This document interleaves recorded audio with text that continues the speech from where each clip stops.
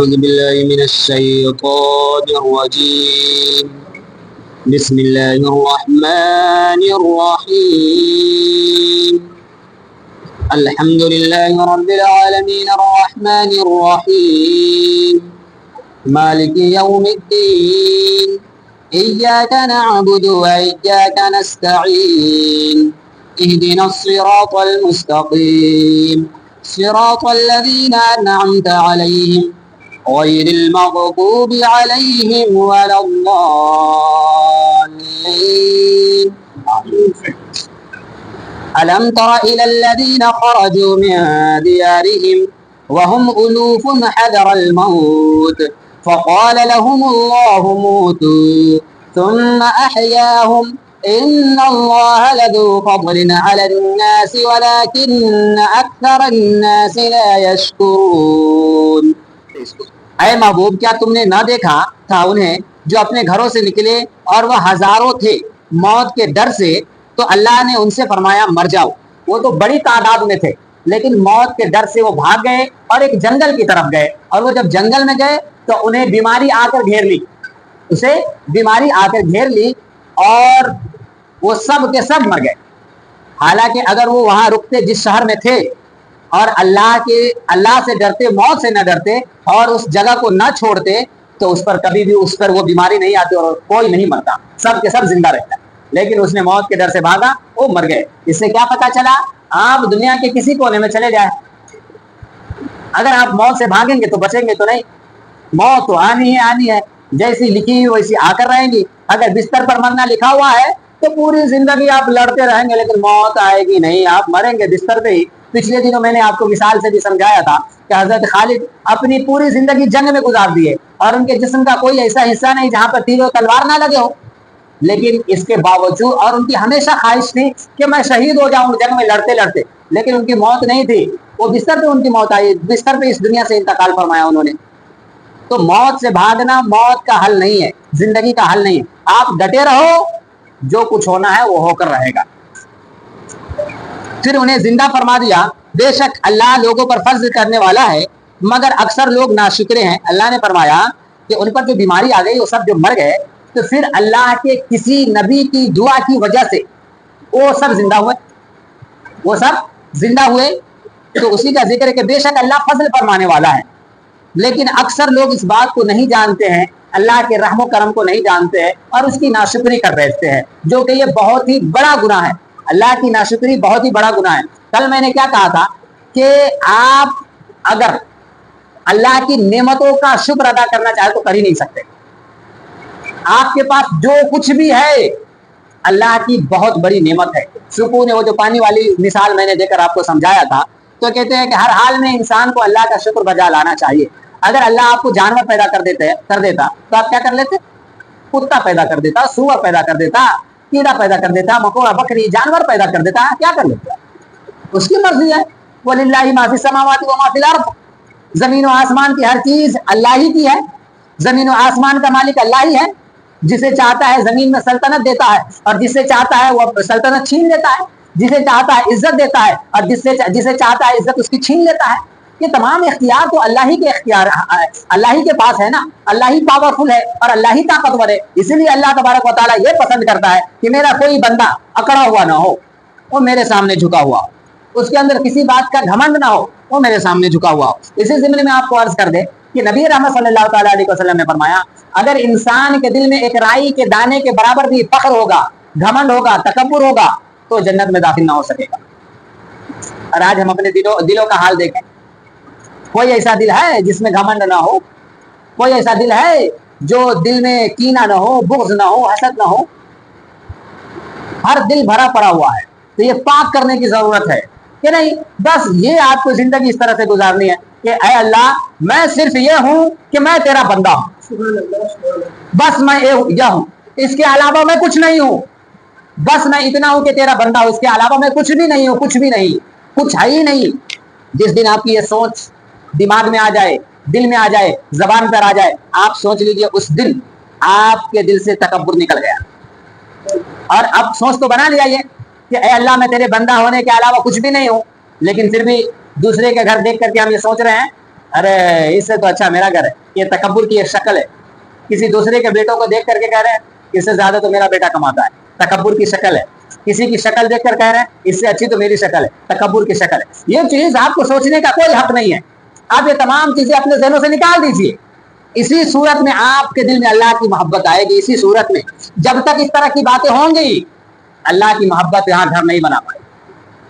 تو اس بات کو سمجھیے کہ جس کے دل میں ایک رائی کے دانہ برابر بھی تکبر ہوگا وہ جنت میں داخل نہ ہو سکے گا. اس لیے اپنے دل سے تکبر ہر حال میں نکال لیجیے. ہر وقت یہ سوچنا ہے آپ کو کہ میں تو کچھ نہیں ہوں سوائے اپنے رب کا, رب کے بندہ ہونے کا. میں ایک ذلیل بندہ ہوں, میں ایک خار بندہ ہوں, میں ایک لڑکا ہوا برباد و تباہ نافرمان بندہ ہوں. میری کوئی حیثیت نہیں ہے اس بارگاہ میں. بتائے ہم لوگوں کی کوئی حیثیت ہے جہاں غوث اعظم, خواجہ غریب نواز, امام حسن حسین جس نے گھر بار لٹا دیے, اور صحابہ کرام جس نے اپنی دولتیں لٹا دی دین اسلام کے خاطر, ان لوگوں کے سامنے اگر ہم کو کھڑا کر دیا جائے تو کیا ہے بتائے؟ ہم نے دین اسلام کے لیے کیا کیا ہے؟ کتنا پیسہ خرچ کیا, کتنا وقت دیا, کتنی زندگی خرچ کی ہے؟ کچھ بھی کیا ہم نے؟ کچھ بھی نہیں کیا. اس لیے ہے بھی نہیں کچھ. اگر کبھی سوچے کہ گھمنڈ بھی آوے تو کس بات کا گھمنڈ آئے گا بتائیے؟ کچھ بھی ہے, کچھ بھی کیے ہیں زندگی میں. جو بھی نماز ٹوٹی پھوٹی پڑھتے ہیں اگر اس نماز کے بارے میں بھی سوچ لیں گے ارے میں نمازی ہوں تو گئے آپ, ختم. اس لیے اللہ سے ڈریے. اور صرف ایک بات خیال رکھنا ہے, وہ کیا کہ میں کچھ نہیں ہوں سوائے اللہ کے بندہ ہونے کے. میرے پاس کچھ نہیں ہے, جو کچھ ہے میرے پاس وہ سب اللہ کی ہے. ایک اور مثال سے آپ کو سمجھاتے ہیں. کہتے ہیں کہ انسان جب جوان ہوتا ہے اور تندرست ہوتا ہے تو وہ کہتا ہے میرا جسم ہے, وہ کہتا ہے میرا جسم ہے, میری طاقت ہے, میری زندگی ہے. لیکن جیسے ہی بیماری اس کو لگتی ہے وہ کہتا ہے یہ تو اللہ کا ہے. حالانکہ یہ بات تو اس کو اس وقت کہنی چاہیے جب وہ تندرست تھا, ہٹا کٹھا تھا, اللہ کی نعمتیں کھا کر کے جوان تھا, وہ اس کے جسم میں طاقت تھی. لیکن اس وقت اس نے یہ بات نہیں کہی. یہ سمجھ رہے ہیں کیا؟ یہ سب گھمنڈ اور فخر کی ایک شکل ہے. سمجھے نہیں کہ اس وقت وہ بندہ اللہ کے سامنے جھک نہیں رہا ہے بلکہ سینہ تان کر کے کھڑا. اور اب تو ایک ٹرینڈ چل گیا ہے. میں پچھلے جمعہ کو کہا بھی تھا کہ جوان حضرات کیا کہتے ہیں, ہمارے ابا کو کہیں نہیں سمجھاتے ہیں نماز پڑھنے کے لیے. تو کافر کے گھر پیدا ہوا, تو کافر ہے, تو اللہ کی زمین نہیں کسی اور کی زمین پہ چل رہا ہے کیا؟ اللہ کی دی ہوئی نعمتیں نہیں کسی دوسرے کی نعمت کھا رہا ہے کیا تو؟ پھر اوپر نماز فرض نہ ہے. لیکن میرے ابا کو کہیے, بتائیے دماغ دیکھیے, وہ بیٹھے رہتے ہیں, ان کو کچھ کام نہیں. اچھا کام نہیں ہے تب نماز پڑھیں گے؟ بتائیے کام نہ ہو تب نماز پڑھیے گا آپ؟ یہ کیسی محبت ہے اللہ کی؟ محبت تو یہ ہے. بلکہ ایک اور بات آپ کو بتا دیں جمعہ کے بارے میں. جیسے جمعہ کی اذان ہو, ایک امتحان بتا رہا ہوں, ایک دکاندار پورے دن بیٹھا ہوا صبح سے لے کر کے شام جمعہ کے اذان کے وقت تک کوئی گراہک نہیں آیا, وہ گراہک کا انتظار کر رہا ہے, گراہک کا انتظار کر رہا ہے. لیکن جیسے ہی اذان ہوئی گراہک آ گیا, اب اس وقت اس کو سامان بیچنا جائز.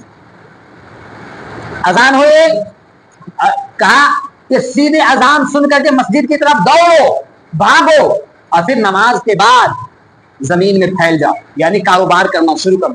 لیکن جمعہ کی نماز کا حکم یہ ہے کہ جیسے اذان سنو بھاگو. لیکن ایمان کا لیول آج کیا ہو گیا ہے ہمارا؟ جب خطبہ ختم ہو جائے تب آتے ہیں, اور 2 رکعت نماز پڑھنا ہے تو اس کے 2 رکعت پڑھنے کا کچھ بھلا ہوا ہے نہیں. اذان ہوں گی تب جائیں گا نہانے.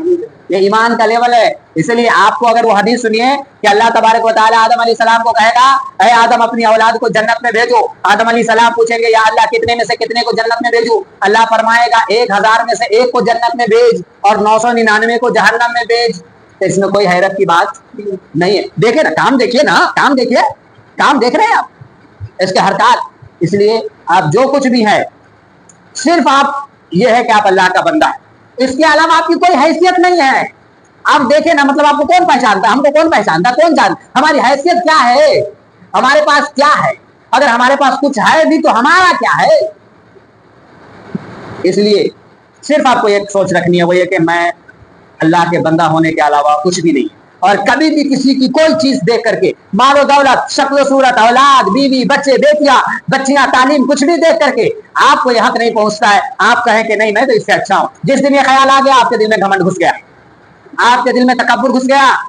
اور اس چیز سے بچنا بہت, نبی رحمت صلی اللہ تعالیٰ علیہ وسلم فرمایا کرتے تھے کہ میں تو اس بات سے بے فکر ہوں کہ میری امت ایک اللہ کے علاوہ کسی اور کی عبادت کرے گی. مجھے اس بات کا ٹینشن نہیں ہے, مجھے تو صرف اس بات کا ڈر ہے کہ میری امت دکھاوا کرنا شروع کر دے, میری امت دکھاوا کرنا. یہ جب آپ نے سوچا کہ نہیں اس سے میں اعلیٰ ہوں, میں اس سے اچھا ہوں, آپ دکھا رہے ہیں نا, دوسرے کو نہیں دکھا رہے, خود کو دکھا رہے, خود کو اپنے من میں سوچ کر کے خوش ہو رہے, تو اللہ کے یہاں ظاہر کیا ہے اس سے کوئی فرق کچھ نہیں. ظاہر میں کیا پہن رہے ہیں, کیا کھا رہے ہیں, اس سے کوئی نہیں. آپ کا دل کیا کہتا ہے, کیا سوچتا ہے, کیا کرتا ہے, اس پر آپ کی پکڑ ہوگی. اسی لیے اللہ کے رسول نے فرمایا نیت المؤمنین خیر من عملہ, کہ مسلمانوں کا جو کام ہے نا, نیت جو ہے نا, اس کے کام سے اچھا ہوتا ہے. اور فرمایا دوسری جگہ فرمایا انما الاعمال بالنیات, عمل کا دار و مدار نیت پر ہے. اگر نیت صاف ہے تو آپ کے لیے بھلائی ہے, نیت میں گڑبڑی آ گئی, ایک ذرہ بھی یہ سوچ آ گیا لوگ والی, خراب ہو خراب ہو. آپ بیٹھے ہیں, نماز کا وقت ہو رہا ہے, آپ بیٹھے ہوئے, لیکن اگر آپ کا نماز کو خیال, آپ کے دل میں نماز کا خیال آیا, بہت اچھی بات ہے اور آنا بھی چاہیے, لیکن یہ خیال آیا کہ نماز نہیں پڑھنے جاؤں گا تو آس پاس میں لوگ کیا کہیں گے, یہ آپ کے لیے بری بات ہے, یہ بات آپ کے لیے بری بات ہے. تب آپ نماز اللہ کے لیے نہیں پڑھ رہا ہے, لوگ کے لیے پڑھ رہا ہے. یہاں درس میں بیٹھنے کا فائدہ یہ ہے کہ آپ کی دل کی صفائی ایسے ہوتی ہے. یہ سب چیز آپ کو تقریر میں کبھی نہیں سن پائیں گے, یہ چیزیں کبھی ہم لوگ خود تقریر کرتے ہیں, اتنا کچھ بیان نہیں ہو پاتا ہے تقریر میں, سمجھ رہے, یہ درس ہے, درس, یہ ڈائریکٹ آپ کو قرآن سنایا جا رہا ہے. تکبر کیسے دل سے ہٹے گا, اللہ کے محبوب کیسے بنیں گے آپ, اللہ کی قربت کیسے حاصل ہوں گی آپ کو, آپ اللہ کے قریب کیسے ہوں گے, یہ درس میں بیٹھ کر کے آپ کو سکھایا. درس میں بیٹھیں گے تو ہی آپ کو یہ چیزیں سمجھ آئیں گی. اگر آپ درس میں نہیں بیٹھیں گے, دیکھیں نا کہ نماز پڑھ رہے ہیں پوری زندگی, لیکن دل میں کیسے کیسے خوفات بڑھے. نمازی حضرات کے پاس ہم بیٹھتے ہیں تو دیکھتے ارے ایسی بات بولتا رہتا ہے جیسے کہ اس کے دل میں گھمنڈ ہی گھمنڈ ہے, حالانکہ ایسی چیزوں سے منع کیا گیا اور یہ تمہاری نیکی کھا سکتی ہے, اس لیے ان چیزوں سے بچنا بہت زیادہ ضروری ہے. ایک اور آیت لیتے ہیں, وَقَاتِلُوا فِي سَبِيلِ اللَّهِ وَاعْلَمُوا أَنَّ اللَّهَ سَمِيعٌ عَلِيمٌ, اور لڑو اللہ کی راہ میں اور جان لو کہ اللہ سنتا ہے, جانتا ہے. اللہ نے فرمایا کہ جب تجھ پر جہاد فرض کر دیا گیا اور جب جہاد کی ضرورت ہو تو جہاد کرو, اگر نہیں کرو گے تو گنہگار ہو. اور ڈرو نہیں, اگر تمہاری موت جہاد میں مرنا ہے تو مرو گے, بھاگو گے تو بھی مرو گے اور نہ بھاگو گے تو بھی مرو گے, اور موت نہیں ہے تو میدان جنگ میں رہو گے پھر بھی بچو گے. ایک تو اس لیے زیادہ ٹینشن لینے کی بات نہیں ہے, موت اگر ہے خوشی سے مریں گے, اور مرنے سے کس بات کا ڈر, یہ تو خوشی کی بات ہے کہ ہم اللہ سے ملنے جا رہے ہیں. جب ہم مریں گے اور ہمارا دل پاک ہوگا اور ہم نے اپنی زندگی کا کام صرف اللہ کے لیے کیا ہوگا, اور ہم نے ہر وقت اگر یہ سوچا ہے کہ اللہ میں تیرا بندہ ہونے کے علاوہ کچھ بھی نہیں, میرا فخر, میرا گھمنڈ, میرا تکبر صرف یہ ہے کہ میں تیرا بندہ ہوں, میری شان یہ ہے کہ میں تیرا بندہ ہوں, اور میرا پاور یہ ہے کہ میں تیرا بندہ ہوں, اس کے علاوہ میں کچھ نہیں ہوں. تو آپ کے لیے قرآن مجید میں فرمایا گیا یا ایتھا النفس المطمئنہ, اے سکون والی روح, اے سکون والی روح, ارجعی الی ربک, اپنے رب کی طرف چل, راضیۃ مرضیہ, اور اس حال میں کہ وہ تجھ سے راضی ہے, وہ اس حال میں کہ وہ تجھ سے راضی ہے. فادخلی فی عبادی, اور میرے نیک بندوں میں شامل ہو جا, وادخلی جنتی, اور جنت میں داخل ہو جا, اور جنت میں داخل ہو جا. یہ اسی وقت ممکن ہے جب آپ کا مرنا, آپ کا جینا, آپ کا سونا, آپ کا اٹھنا, آپ کا بیٹھنا, آپ کا جاگنا, آپ کا کھانا, آپ کا چلنا صرف اور صرف اللہ کے لیے. کیوں؟ الحب فی اللہ والبغض فی اللہ, محبت اللہ کے لیے اور دشمنی اللہ کے لیے, محبت اللہ کے لیے اور دشمنی اللہ کے لیے. ہم اگر کسی سے دوستی کرتے ہیں تو اللہ کے لیے, ہم کسی سے دشمنی کرتے ہیں تو اللہ کے لیے. اس کے علاوہ دنیا کہاں جا رہی ہے ہمیں کوئی فرق نہیں پڑتا, ہمیں کوئی فرق نہیں پڑتا. اس لیے فکر مت کریے, اگر موت جب ہے اللہ کی رضا کی خاطر زندگی گزاریے. فرشتے جب آپ کے پاس آئیں گے تو کہیں گے یا ایتھا النفس المطمئنہ, اے سکون سے زندگی گزارنے والی روح اور اپنے اللہ کی مرضی کے خاطر سکون کو برباد کرنے والی روح, ارجعی الی ربک راضیۃ مرضیہ, چل اپنے رب کی طرف اس حال میں کہ تیرا رب تجھ سے راضی ہے, اور اس کے نیک بندوں میں شامل ہو جا اور جنت میں داخل ہو جا. تو آپ کی شان یہ ہے